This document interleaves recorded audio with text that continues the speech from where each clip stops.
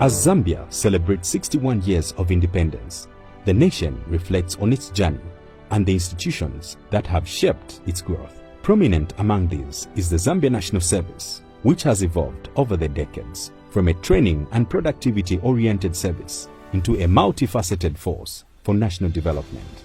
Notably, the recent reintroduction of the ZNS Voluntary School Leavers Program marks a renewed commitment to youth empowerment and skills development, reinforcing the service's pivotal role in building the nation's future. From the ZNS early days in the 1970s, the late First Republican President, Dr. Kenneth Kaunda, mandated the service with the responsibility of building a nationalistic and highly productive citizenry. This was done through the mandatory school leavers training program. Though later discontinued in the early 1980s, the initiative was recently revived as announced by the Republican President and the Commander-in-Chief of the Defense Force, Mr. Hakainde Hichilema, with a vision to equip young people with practical life-sustaining skills instilled with a deep sense of discipline and self-reliant mindset. It is official, national service is back. And as a government, we are now starting with, as our resource envelope improves, with what we are calling voluntary national service. And I think there will be a lot of young guys taking up that voluntary national service. So the reintroduction is going to be something that will mold the youths. This is the reason why the Commander-in-Chief realized and he called for this program to start, so that society should reclaim the youths from other abusive vices. I'm a product of Zambia National Service myself. I trained and graduated successively, trained at ZNS Mushili military camp in Dola. I did learn a lot myself. And I must tell you that I'm resilient. I'm sure you know it. I am disciplined. I am patient. To appreciate the impact and bring to life some of the memorable experiences of the program, we feature some of the initiative's alumni. We didn't know what to expect. Of course, there was that excitement as young people just completed school and you are looking forward to bigger things in life, and you are starting with a mandatory military training.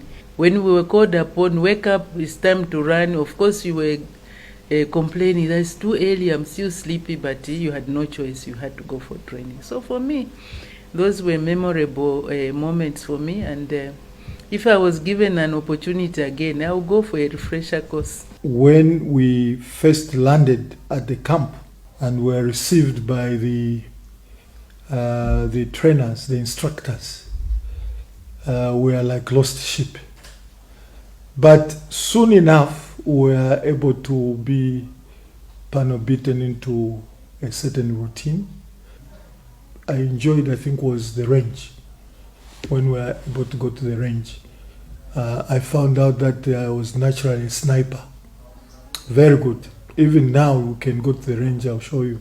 Going to Kamitonte and arriving there in a truck, a military truck, and being told recruits fall in. In my first day at the camp, ended up with me not getting enough food. And my recollection is how I wept that I didn't have enough food. After a week, the change that occurred in my life, I cannot recollect what it is. The impact is, however, not just among serving top government officials. It's widespread, away from such skills as agriculture, bricklaying, and tailoring. They would give us the skills, and in the long run, it made us, strong in the sense we could go back to the land. And that is one thing which the current government, under our President Hichilema, children, there are a lot of boys and girls on the streets. If these kids are given, or the youth of Zambia are given skills, they can go back to the land.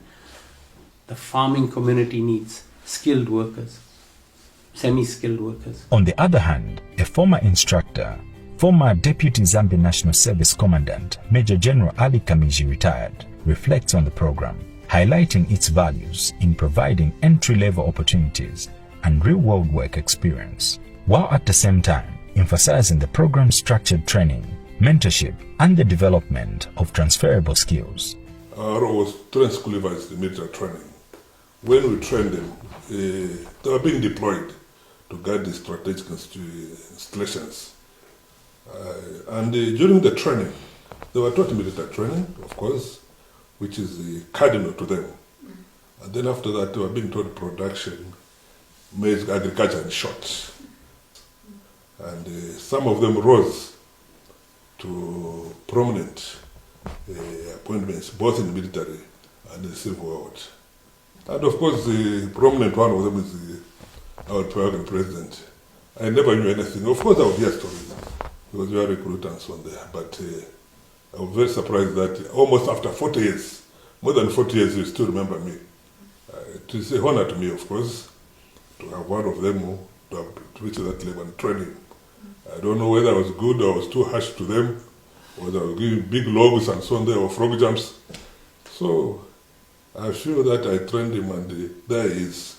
Zambia's renowned historian and author, Mr. Abdon Nyezi, shares the history of the program, tracing its establishment under the ZNS Act No. 35 of 1971 and the subsequent statutory instrument referred to as the General Regulation of 1973, affirming that the initiative was founded on a strong legal and policy framework. The School Leavers program was a government program which was being implemented by the Zambia National Service, and it was emanating on the leadership then trying to develop a cadre of youths who were coming in firstly from three perspectives.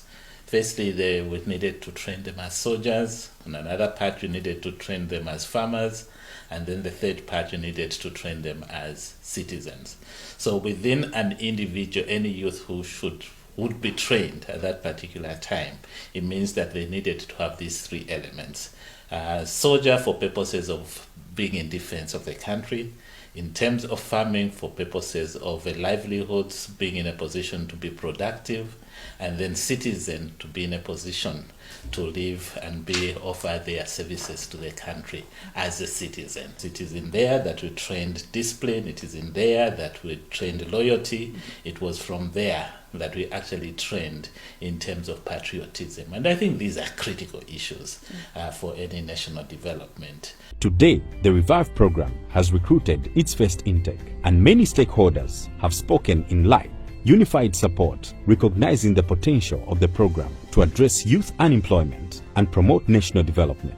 At the time that we were going through these programs, there was very little alcoholism on the street by young people.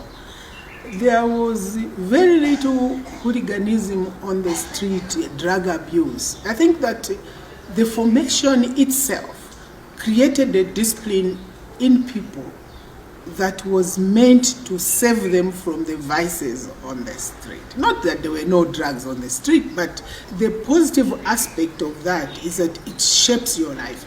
I see our young people these days, I think that bread grows in the fridge. And for us, we were sent there to learn survival skills. And I had learned survival skills. I went to work in the market without any misgivings as to who will see me selling at North Mid Market or at Soweto Market. We have about over 60% of the population is youths, and most of them are not employed. Of course, formal employment is very difficult for government to be able to employ each and every youth. But if they are trained in skills, they will be able to come up with their own job opportunities. They can employ others, they can go in farming, they can do carpentry. For the service, training of citizens is not just a mission, it is a national calling. It is a way of turning national potential into national productivity. It is a way of building a nation that works with its hands, head, and heart. Our pillar has aligned itself to what the government wants to achieve. So we are going to teach them skills that are market-based, quick skills, where they can quickly be employers. He wants the trainees to know entrepreneurship, not to just be thinking of white-collar jobs. But while we cannot stop them to look for white-collar jobs, but first of all, the first line of defense, the Commander-in-Chief said, is self-employment. And then from there, if there are vacancies, then you get them. A youth who is 35 and below, whether educated or not educated, as long as that person is a Zambian, they are eligible for this training. As the government continues to prioritize skills training, it has laid down a clear exit strategy for graduates of the program, ensuring that they transition from training camps into real economic opportunities. But those who cannot be absorbed into industry, we would like them to access empowerment funds so that they can utilize those empowerment funds to advance in terms of the skills and be able to generate income from the same. And these include CDF, where there are grants there, which go up to 40,000 kwacha, and you are coming from that training, you have nothing to do, we'll be able to guarantee some money that will assist you financing. But we also have FISIP, okay? I said they get training in agriculture. And so how do you assist them? There's FISIP, Farmer Input Support Program. They should be assisted as well to get the FISIP and be able to utilize that money. When they go back to their constituencies, if there is, for instance, a road to be made, they will call upon them. If there is a house or some buildings to take place, schools or whatever, they will be calling upon them. If there is anything that is to be done within that constituency where they came from, because we have their database, they're the ones who are going to, not to go in as workers, but to go in sometimes even as subcontractors, from the big contractor.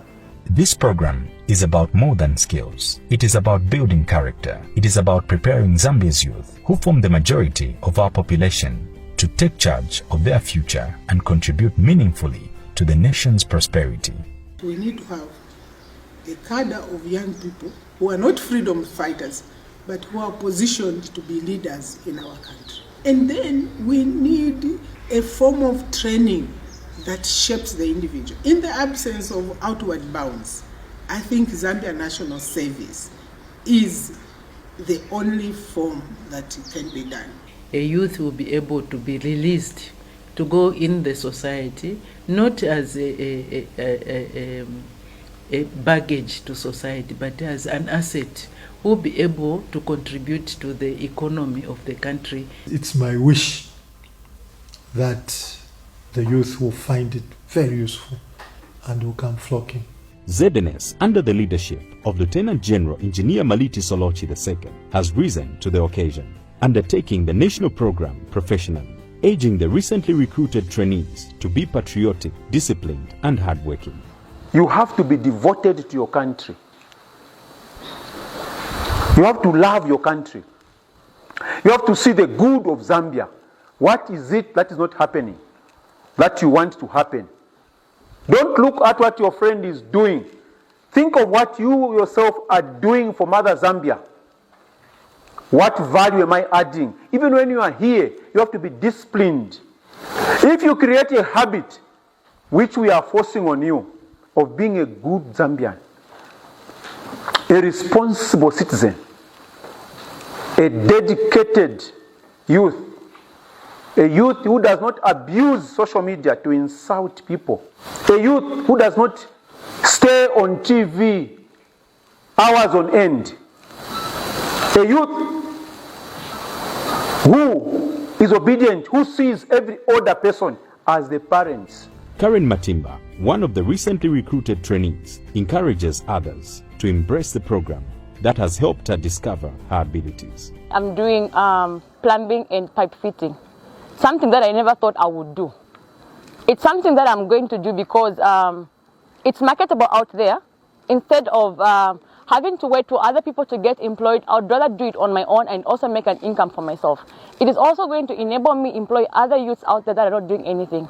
So my fellow youths out there, I would advise you to come forth, be part of this life-changing history in Zambia, which was abandoned for over 44 years. Come forth so we can embrace this program that the president has brought forth. It may be worth noting that 3 of our country's 7 Republican presidents have passed through the molding hands of ZNS instructors. Aside the sitting president, 3rd Republican President, the late Dr. Levi Patrick Mwanawasa, State Council, and the just departed 6th Republican President, Dr. Edgar Chagwalungu. Some other prominent figures to have been positively impacted by the program are the Honorable Minister of Home Affairs and Internal Security, Mr. Jack Mwimbu, the current Common Market for Eastern Southern Africa, COMESA, Ms. Chileshe Kapwepwe, and her art and theatre expert sister, Mulenga Kapwepwe.